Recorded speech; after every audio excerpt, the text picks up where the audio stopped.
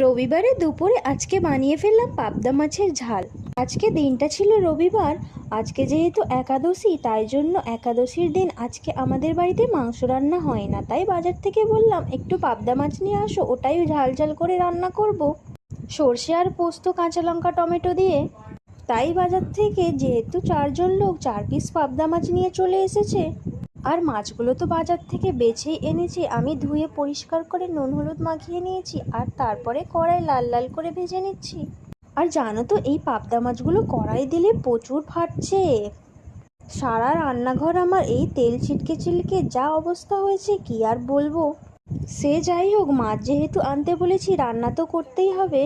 মিক্সিতে আমি টমেটো কাঁচা লঙ্কা পেস্ট করে নিয়েছিলাম, আর সর্ষে পোস্তটাও আলাদাভাবে পেস্ট করে নিয়েছিলাম। কড়ায় কাঁচা লঙ্কা কালো জিরে ফোড়ন দিয়ে টমেটো কাঁচা লঙ্কার পেস্টটা ভালো করে দিয়ে কষিয়ে নিয়েছি নুন হলুদ দিয়ে। তারপরে দিয়ে দিলাম সর্ষে পোস্তর পেস্টটা, ওটাও 1 মিনিট নেড়ে চেড়ে জল ঢেলে দিয়েছি। তারপরে মাছগুলো দিয়ে রান্না শেষ করলাম।